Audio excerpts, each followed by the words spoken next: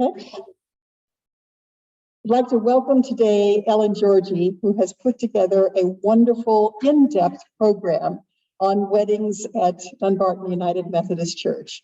This does not cover every wedding that has been here, but you will find out that it is a pretty comprehensive program, starting very early and going up until just about current time.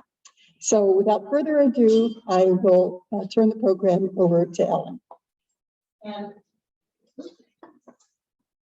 And I will start with sharing my screen. So we'll go back to weddings at Dumbarton.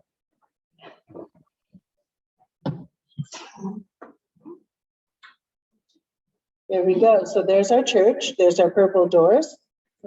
So this is 250 years of Dumbarton marriages. Of course, I started thinking about what I wanted to contribute to our history, and I took the softball question. What's the nicest thing that Dumbarton's ever done for our community? So I went for the marriages. So to start off, what I had, of course, is thanks to Jane Donovan, she had collated all of the records of Dumbarton marriages and baptisms. Jane, do you want to explain how you did that?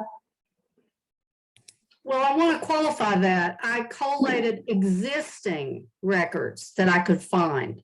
Some of them were from the papers of pastors who had served. Some of them were notices in the newspapers in Georgetown and DC. And sometimes Dumbarton does have a few registers, but not very many.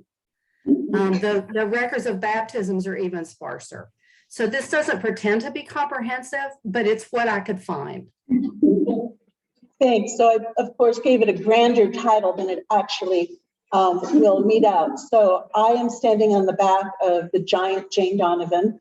I took her research. I only did a little bit further research. And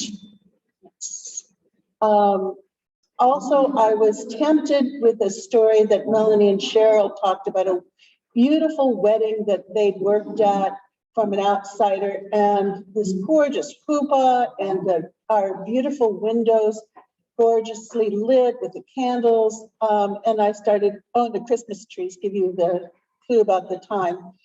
And so I started thinking again about the uses of our physical plant.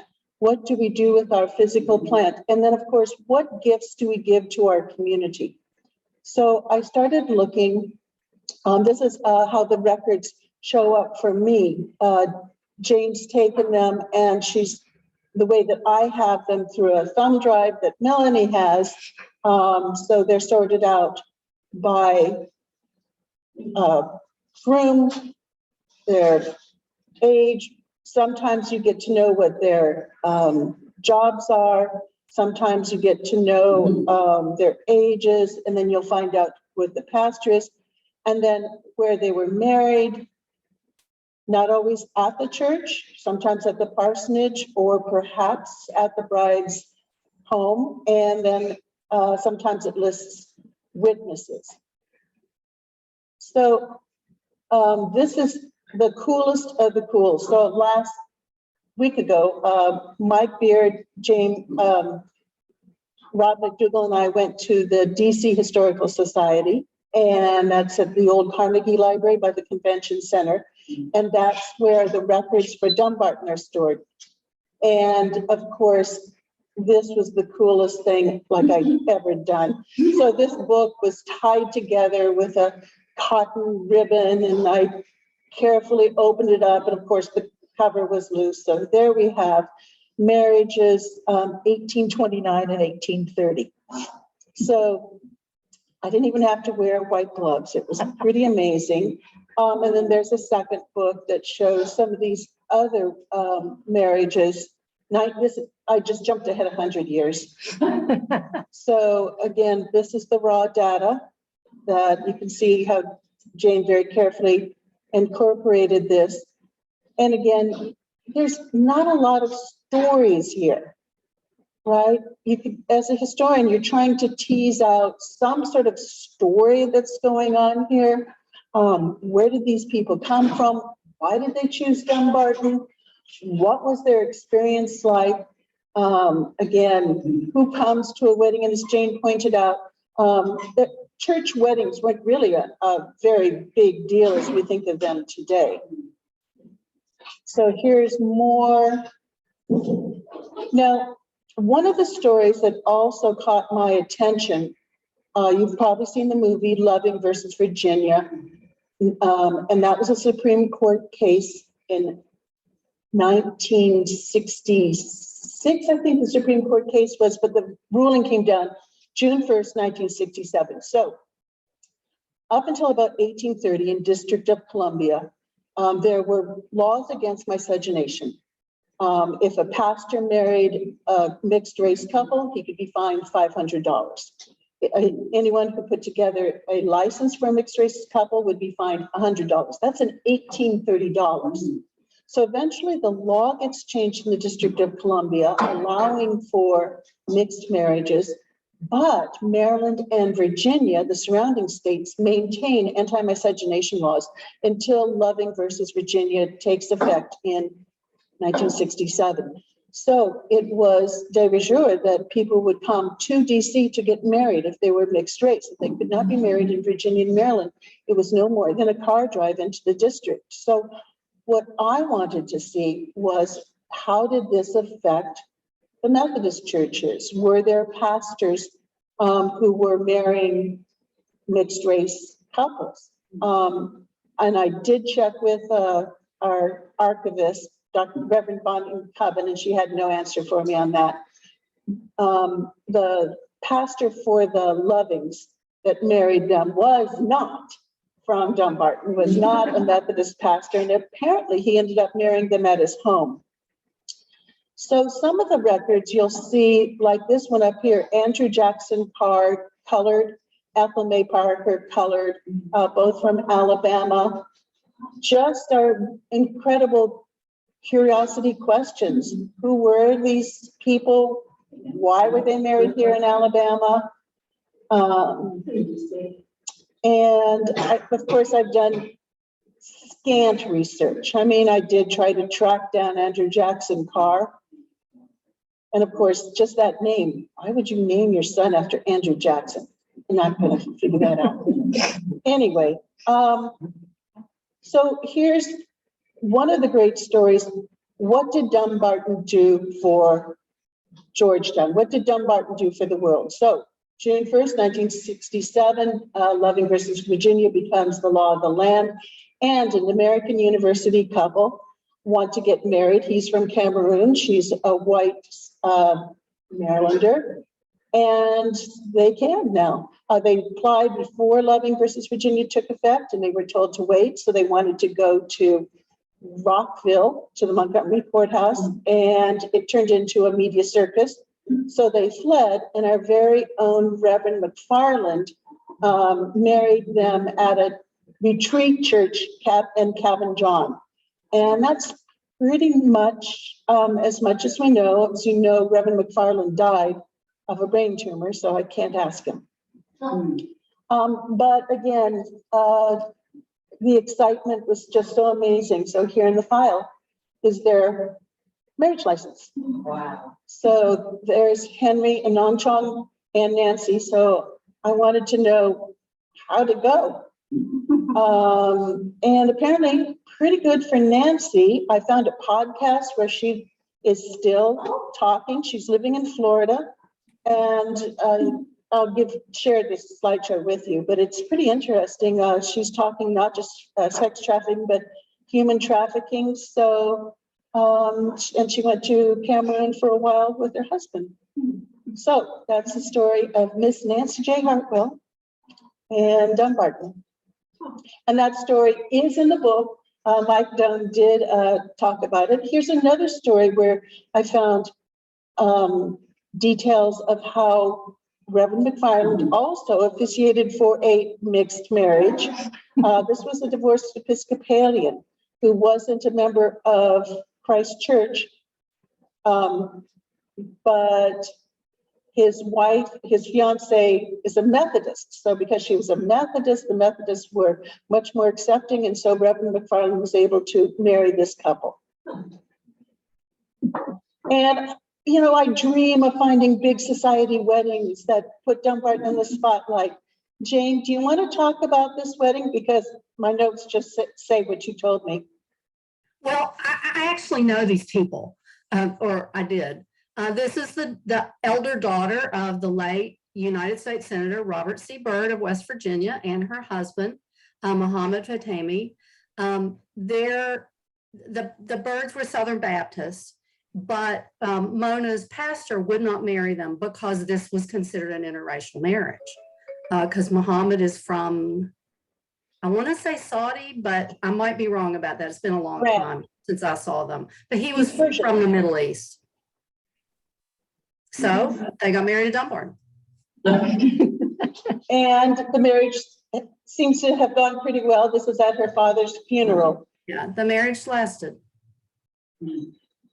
So let's go to Jim and Mitty. So I started looking at our website, and I just copied and pasted what we say about weddings, about our sanctuary. And this is the just about us, I think, pulled down weddings at Dumbarton. So these are the guidelines. This is back to that very cool wedding that we all wish we had, right? Ellen, excuse me, would you mind reading for people who may not be able to see? No, I'm not going to do all that. There's a lot of verbiage. Anyway, so I'm just saying, if you want to read it, it's on the website. So it's lots and lots of pages of what we believe about weddings. I want to get to the good stuff, which is the pictures of us. Actually, not me, but this wedding website, again, is something that we need to fix. So it was redone 10 years ago. And again, it talks about the idea that this is a holy commitment. It's not a sacrament. It's not one of the Catholic sacraments. The only sacraments the Methodists recognize are baptism and communion, the ones that Jesus did. They didn't get married, so it's not a sacrament. And this again talks about the role of the clergy. There's counseling required. But again, this is a big imposition on the clergy. So back to Reverend McFarland. Here's a letter from a lawyer that says, thank you for this wonderful wedding. Here's $10. So even if it was adjusted, that's a big $80 that Reverend McFarland earned for this wedding. So again, I'm not sure if he had to do the 4 sessions of premarital counseling, but that's not a lot of money. So this is the earliest photograph. This is in the Many Witnesses book. And this is the earliest photograph of a wedding, 1945. And as you see on the right-hand side, you'll see the star. What is that called, Jane? It's a World War II service flag. Thank you. The stars represent members of the congregation who served in World War II. Right, and of course, I have no idea where that is. So let's start talking about the people. So I just put out a plea to start finding people, because that's how I knew I was going to get the pictures. And so I kind of put this together in the order that the pictures came in. And so can you identify these 2 young people? And so, as Greg pointed out, again, what is a Dumbarton marriage? This is definitely a Dumbarton marrige, and they were married at Pam's family church. And of course, this is part of what makes it a Dumbarton marriage, is the Dumbartonians who support and surround the couple. Still to this day, good friends. Pam, do you want to say anything about this? Yes, the highlight was really when Mitty sang Some Enchanted Evening. She did a solo because Greg and I, many of you know, Greg and I met in the Miami airport. Because you're too close to the speaker. Oh, that's adorable. Any questions? Anybody want to ask Pam any questions? Eileen and Dick Doyle, Robin Ritterhoff, Jim and Mitty Quinn, Karen Leggett, and then Greg and Pam in the middle.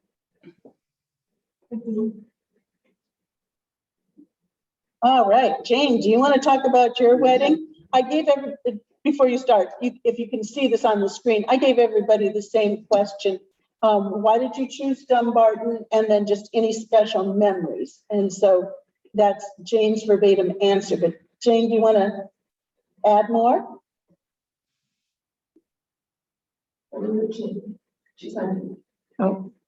We couldn't imagine getting married anywhere else. We couldn't go to Graham's home church. It was in New Zealand. And my home church was in West Virginia, but we'd both been in DC for a long time by the time we got married. I'd been there 10 years and he'd been there, I think, 12 or 14. So Dumbarton was our home. And just a lovely wedding and a spring wedding too, April. One of the things that Melanie told me is she's been keeping track, Melanie Burrell to my left, she's been keeping track of the marriage requests, especially those that came in after DC allowed same-sex marriage. And one of the drawbacks is getting married in the summer. And that wedding is coming up. Here we go. This was Labor Day. And Mitty, do you want to, do you need a microphone, Mitty? But Mitty told me about the dream floral display. And it's such a cool story. So like Jan and Graham, we were, I was at Dumbarton and Jim had been raised Catholic. And after we started dating for a while and he couldn't see me on Sunday, he said, well, how do I see you on Sunday? And I said, come to church. So we've both been here for a while. So obviously we did this. At the time, Dorothy and Grover Bagby were pillars of the church. Dorothy came to me about a week before the wedding and said, I had a dream about your wedding. And there was a beautiful floral wreath hanging over the altar. Would it be okay if I made that for you? So the hydrangea wreath hung above the altar that Dorothy Bagby made for our special day.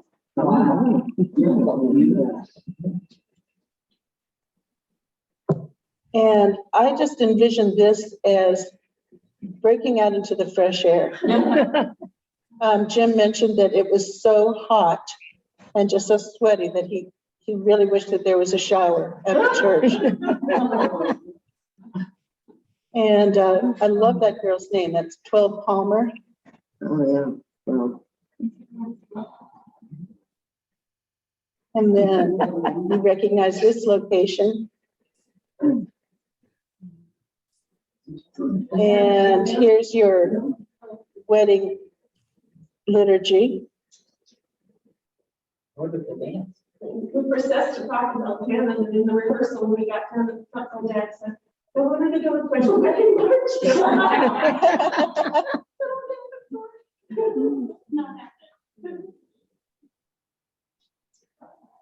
Can you find Mike Dunn in this picture? Yeah.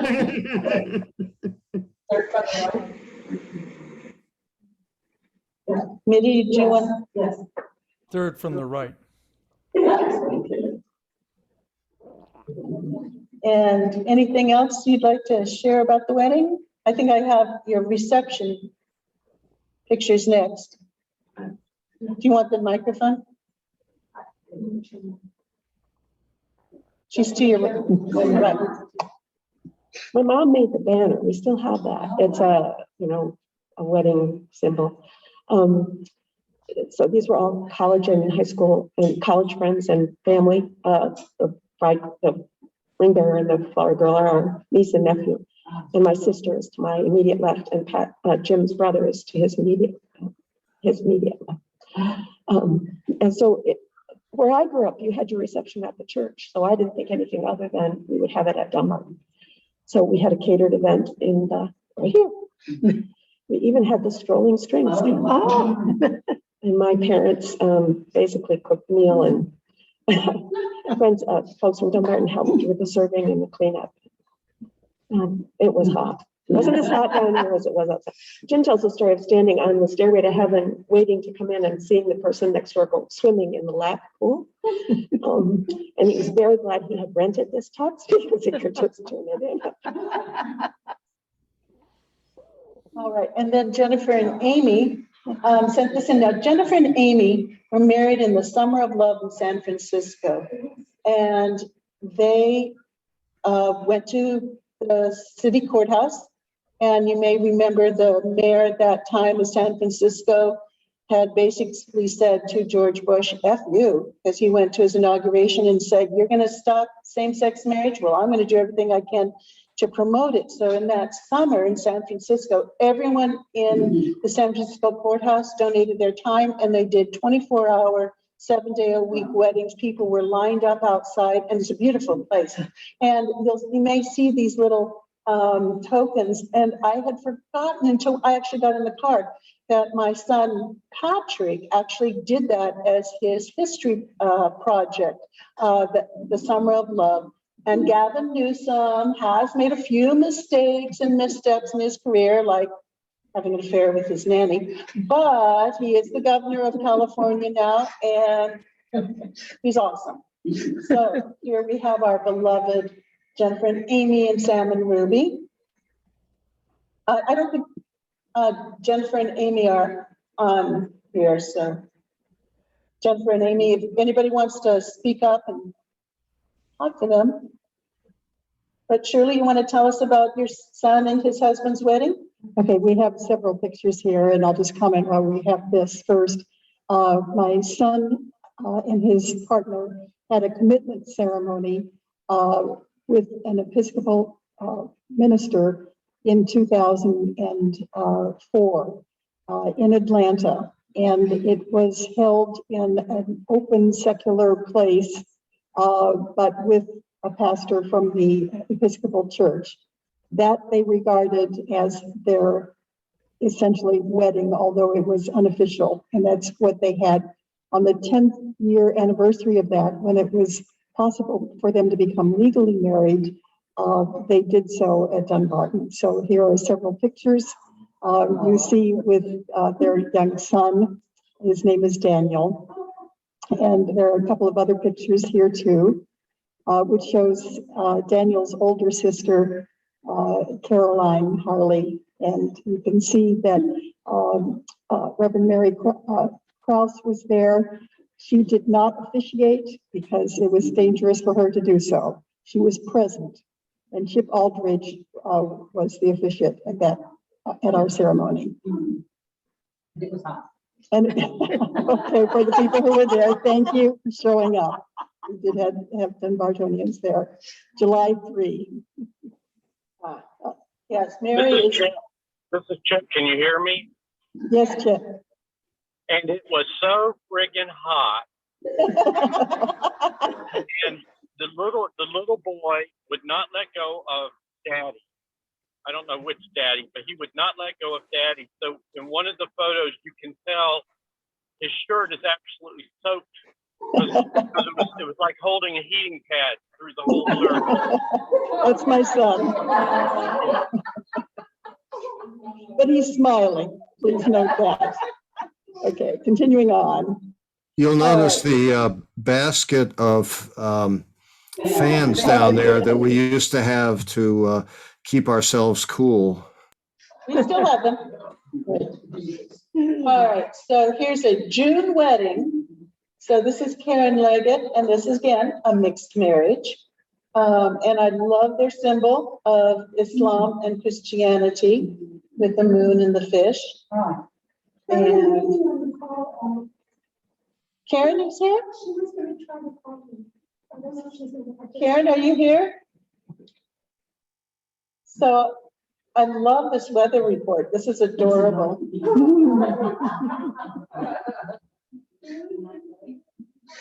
Yeah, so Martha, you don't see Karen waiting to get in? Oh, we don't have a waiting room. So I don't see her on here, no, sorry. And so that's Tom Bronco. And it's fun because you get to see young Tom Bronco and old Tom Bronco. This is the same picture as the faded one. And I have to say, I'm so grateful for people who did this because I forgot, literally, that you have to take your photos out of the album, take a picture of them and upload them these days. So that was an extra effort I was really grateful for. And Karen did a lovely job of sharing their wedding. I just love this. And what's so fun too is that you'll see a similar pose with Lars and Meredith Hansen in just a little bit. Ellen, this is Chip Chip? again. Yeah, we refer to it a mixed marriage if it's male and female.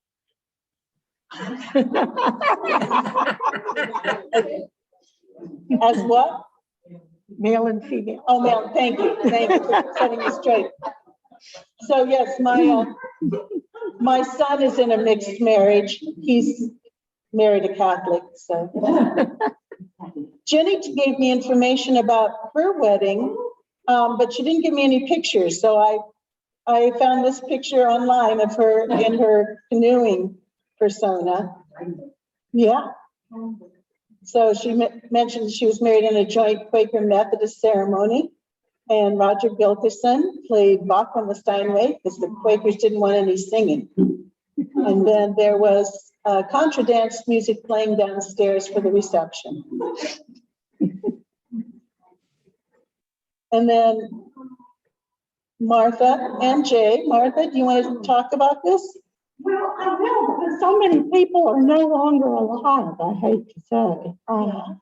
When I looked at these pictures, yes, I'm there, and my granddaughter Lucy's now grown and 26, but so many people have said goodbye. That's what I enjoyed so much.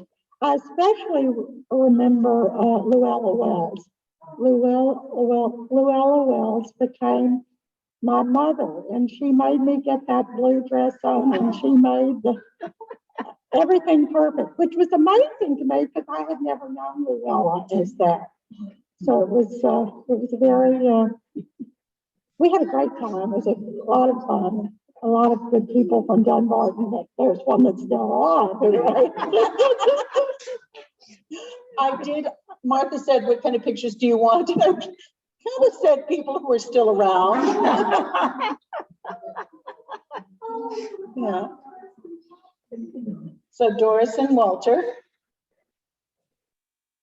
Joan and Rob, and the other Walter. Who is that over Walter's shoulder? Can you figure that out?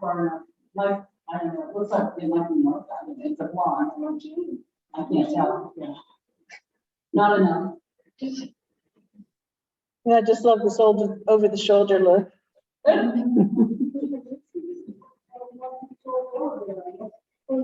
Yeah.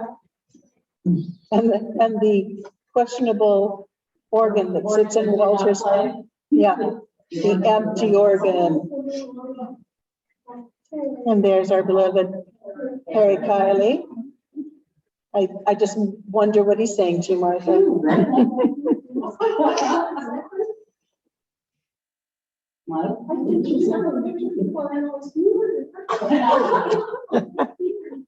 Yeah. Mm-hmm. And look at all the crosses.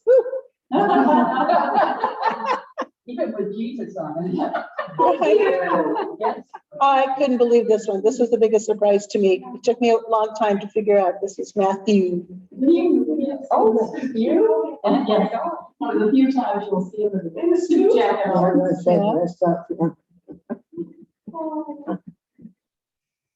Love the flowers. We will swoop again. Is that your granddaughter? 26 years old now.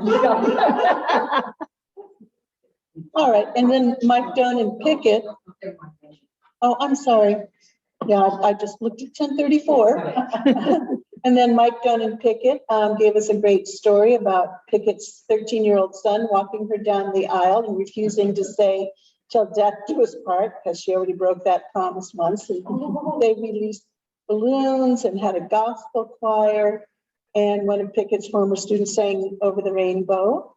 And there they are. Oh, wow. Isn't that adorable? And there they go. And then in the Historical Society, there was a folder of wedding programs. So I found their wedding program.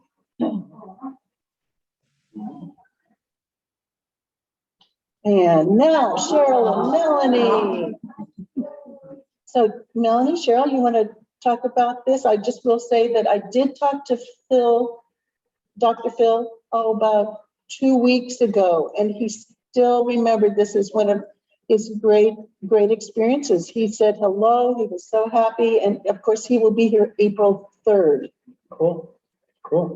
The banners we commissioned, Lisa Thanakis made them. Where there is love, there is life. Our biggest conundrum was we'd already been together 22 years. And it's like, how do you do a wedding? You've already been together. So you can watch it later. And we were first, but she just did first, you know, first. Yeah. And oh, it made me think about that when I saw Jim and Mitty lighting the one candle. You know, it's like, we've already done that. We've already, started our own family and been together. So that was processing out, I think, at that point, or right after the wedding, the marriage was declared.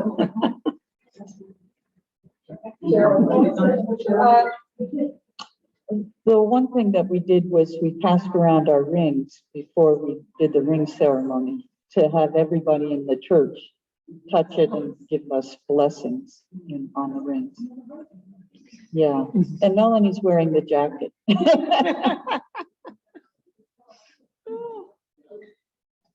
We also, Debbie helped us with a lot of things. But I brought a couple of our wedding books or photos if you want. I'm sorry. Here's my cue. Yes. And Debbie put on my makeup. What we did for candles, did you put a picture of the candles in there, Cheryl? I don't know. But rather than having, each of us light a third candle, what we did was had a whole table full of candles, which you can see pictures in the wedding book of that. All different colors and sizes and shapes. And then we had different people. You can see them on the table there. And the butterflies were already the design for Easter. So we just added butterflies, made origami butterflies for everything. And there are butterflies on the jackets. But we had people lighting candles from different parts of our life. So my parents lit candles for my family of origin. Cheryl's sisters lit candles for her family of origin because her parents were both deceased. And Debbie lit candles for our Dumbarton family. And we had friends that lit candles for who knew us before we got together. And then we had Elizabeth Lee lit candles for new friends. And she came in her Korean outfit. She said, this was wedding. I had to be as fancy as I could be, and this was the fanciest thing I had. You can tell stories. Elaine, is Reverend Rachel in her office? Because she's up next. I thought I'd announce that was you in case nobody recognized you without your mask on. Right. You haven't changed at all. Thank you. That is not true. Thank you. So this is the answer that Rachel gave about her marriage to Marcus. And I cried when I read this. It was so beautiful. Of course, I'm going to, again, share the slideshow on the listserv so everybody can read through it. But Rachel, do you want to tell anything about this ceremony? I heard that several people got married in the sanctuary when it was hot, and our wedding was hot too. It was in June. It's 20 years this year. Wow.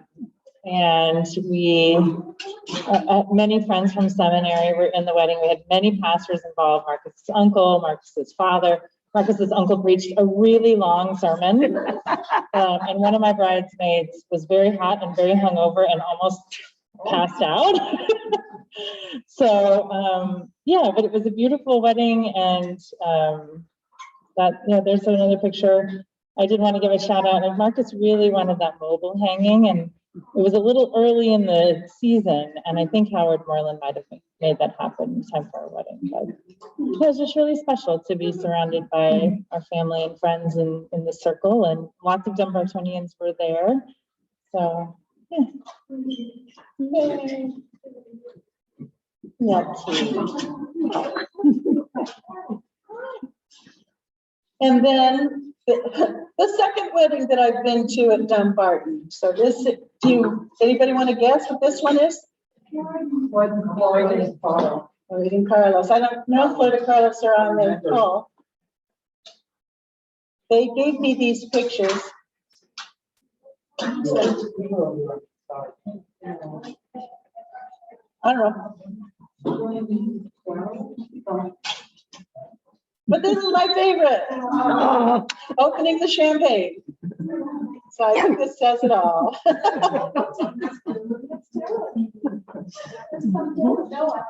Well, don't, yeah. I think it's 2013. He's there. Yeah, the windows are closed. It must be. Yeah, it was January. And you see the star there, so. All right, and so Joan Elaine gave me this picture and a little story. So this is their son Billy on the right, David in the middle, and is it Army? Yes. Do you want to say anything, Elaine or Joe? Well, this wedding took place close to Memorial Day, but it was hot. I remember, Billy and Army, Army is Indonesian and Muslim, and they had been married in Indonesia a year before. But my mother really wanted Billy and Army to get married in a church, so they planned another wedding, and so this was lovely. And this was Mary Krause? Mary Kay Toddy. Mary Kay. And he gave you the names of the flower girls, and I didn't put it in. Oh, I don't remember them. They were friends of Army's. All right, and Lorette gave me pictures of Mars and Meredith's wedding, and isn't this a joyful picture? Wonderful. And this is after the ceremony, Lorette's mother and her brother Tom. And I love the ubiquitous cone, always there. Can't do a wedding without saving parking. And one of the drawbacks of our church, of course, is there's no place for the bride or the groom to get dressed. So what's so sweet about this picture, of course, is that Lars painted the mural in Noah's Ark. And he came back when I was teaching the Noah's Ark, and he talked to our kids about what that mural meant and why we probably shouldn't paint over it. Should not. He kind of voted for keeping the handiwork. And then, of course, the garden has always been a source of joy and sorrow. So here's more of the joy day. All right, Jane, here we did it. I did it. So Jane and Graham really, really loved Tom Bronco, and they flew him out for their daughter Kate's wedding to Sam Daly. And was it in Kentucky, Jane? Are you still there? Yes, it was in Louisville, Kentucky, where we all live now, and in the Kentucky Science Center. And we were deeply moved by the large number of our Dumbarton friends who managed to find their way to Louisville for this wedding. Some of them, I think, probably should have gotten speeding tickets in West Virginia. But they got there, and it was wonderful to have them all with us. Tom has been special to our family for many, many years. And there's one of the Dumbarton tables at the wedding. Right, and you said the Dumbartonians were very active in the ceremony as well. No, but they were there for us, and we were deeply grateful. Oh, that was your wedding, right? All right, and so here's another wedding of the second generation. And so again, a Dumbarton marriage, not at our church, but at a beautiful outdoor ceremony with the Reverend Mary Krause. Jim, you want to add anything? Oh, just a beautiful day out in the wine country, and everything just went very nicely, very nice. Nice crowd of good people. And, Mary did a good job. The she did an marriage is excellent still job. working. She really did a very good job. And she did the premiere. Yeah, she did. All right, so anybody recognize this lady? Debbie. So Most of you have no idea that I was ever married, I'm guessing. This is 1974. Wow. And to my right, on the left of the picture in the green dress is my sister. Behind her is my cousin from Ohio, then my roommate here in DC, and my college roommate is the blonde. My brother is the one in the middle, and the day after the ceremony, he flew to the Cleveland Clinic to have surgery for cancer, which eventually took him down, but he was, you know, adamant about, I am going to walk you down the aisle, and then he flew out the next day for surgery at the Cleveland Clinic. And that beautiful silver with the Cupid's silver cake holder was from my boss's wife's mother, who she and her husband were very big in the Republican National Committee. He was part owner of the Indianapolis Speedway. That piece of silver was probably cost more than my whole wedding, but she loaned it to me for the caterer to use for the cake, which she threw the Cupids on top. And the wedding was at Wesley Seminary at Oxman Chapel. Yes, and the reception was at my boss's little clubhouse where they live in their community. 1974. I blame Harry for the failure. It didn't last very 3 years, so yeah, Harry helped. Yes. So this was my little, thank you, Debbie. I'm moving faster for the time. So this was one of my great mysteries. This was just a picture in the Dumbarton Church Directory, which wasn't even labeled, the directory itself. So I had to put together a few stories that Mitty had shared. And then strangely, Ella gave me the, you can't read it very well, but it was the PR announcement about the wedding. Does anybody want to talk about their wedding? This wedding? Val and Donna, 1990. Well, good. We remember this because of that press release. Yeah. And it showed up on the front page of the Metro section of the Washington Post. And the bishop at the time, Bishop Georgi, then called us and said, you can't do this. And at the meeting, he said, if you didn't put it on the front page of the Post, I probably could have looked the other way. But we had to move the venue, and Nan King was the pastor at the time, fully ready to go ahead with it. I'm not sure who officially. Well, looking at the time, here's the Randy Miller officiated. Who did? Randy Miller. And Remember again, Randy? He's now kind of a big wheel. yes, he's still a big wheel. Yeah. So again, some other wedding photos. Again, my favorite one, Reggie and Nancy's son, Jonathan. Okay, so I started looking around. What's going on with our weddings? We haven't had any. We're an aging church. And I started looking at the wedding business. And it is a huge business. So this is St. John's Episcopal. I talked to their secretary, Kurt, and he said he didn't even like their wedding site. It looked old and needed to be updated.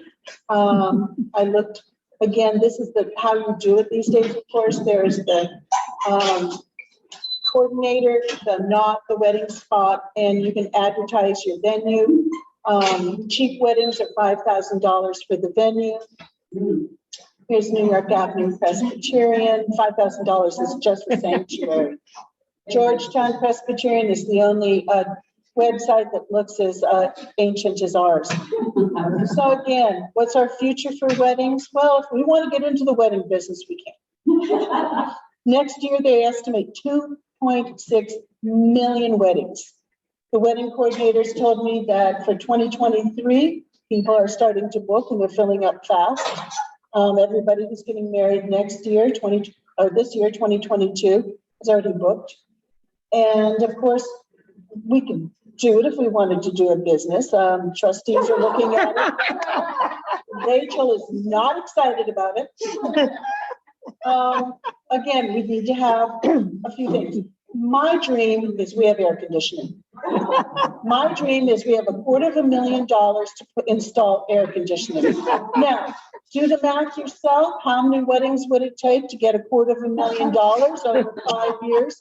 It could be done. So Dumbarton continues to be a part of the Georgetown community. We continue to get calls every once in a while, but not as many as we used to. And again, this is part of our mission to our community. Yeah. And I'm going to say, obviously, the time is up, and I'm turning it back to Shirley. Thank you for listening. Thank you. Okay, thank you to Ellen and to absolutely everybody who had a part in this program today. I think we are motivated to be thinking about our beautiful sanctuary and its